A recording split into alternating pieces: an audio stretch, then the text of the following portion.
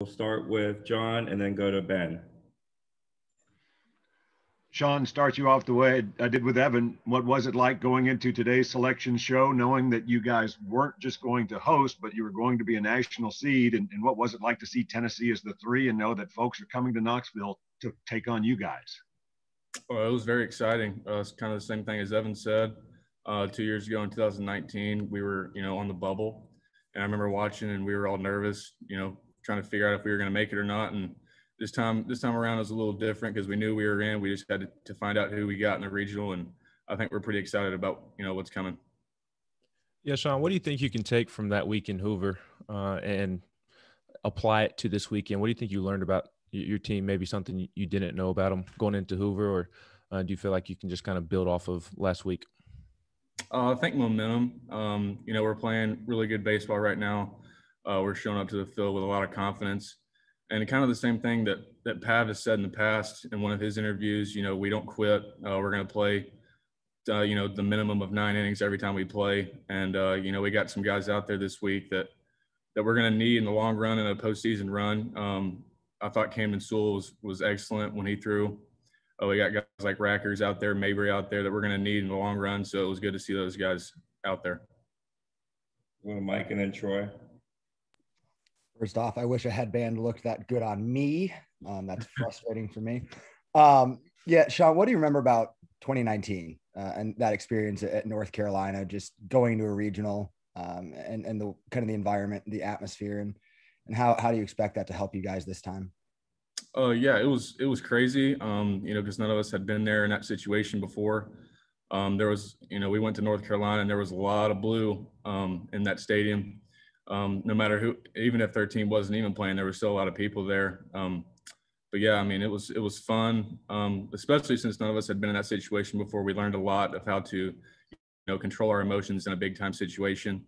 And now we get to play in front of our home fans, and it should be a little bit easier for us knowing that they're here to support us. Sean, does it give you guys any extra fire considering the fact that you'll start with Wright State, a team that beat you 2 out of 3 to end last season, and then obviously also potentially playing Liberty that obviously put y'all in the losers bracket in that 2019 regional? Yeah, a little bit. I kind of expected both of those teams to be in our regional. I was talking to Will Heflin before it even happened. I was like, yeah, we're probably going to get one of those 2 teams in our regional. I know Chad Dallas has a bad taste in his mouth after pitching against them last year. But yeah, I kind of expected that to happen, to get those 2 teams in there. We played Liberty last year in a regional, and they're both really good teams. But yeah, we're excited to play those guys. All right, we'll go back to Ben and then back to John. Yeah, Sean, I wanted to ask you about those big time pressure moments that you seem to be able to work out of quite often. You did it South Carolina, and then you did it against Florida as well. Just how do you keep yourself composed in those situations? I don't really know. It's just I'm kind of out there. I trust my defense tremendously.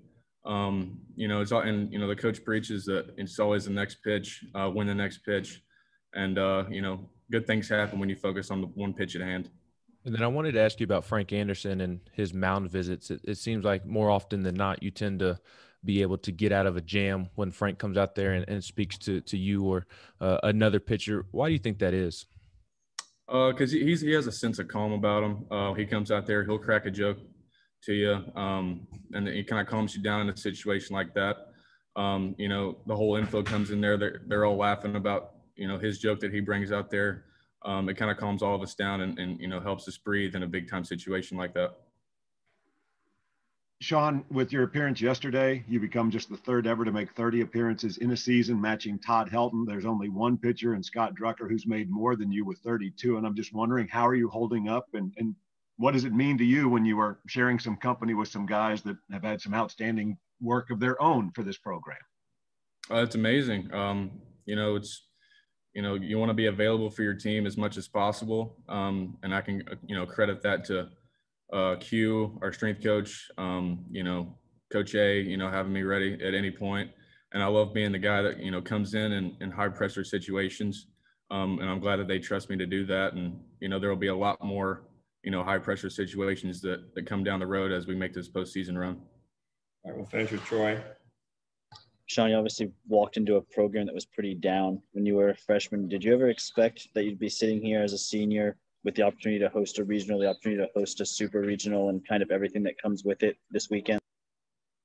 Yeah, to be honest with you, not really. I didn't know what to expect. We were average my first year, and I've said it before, it's a testament to our coaches, with the culture that they've brought, and the fight that we bring each and every day to the field. And then I kind of going from last year, I kind of expected to be in this situation this year with how much we progressed, and we're excited to get this thing rolling. Thanks, Sean. Thank you.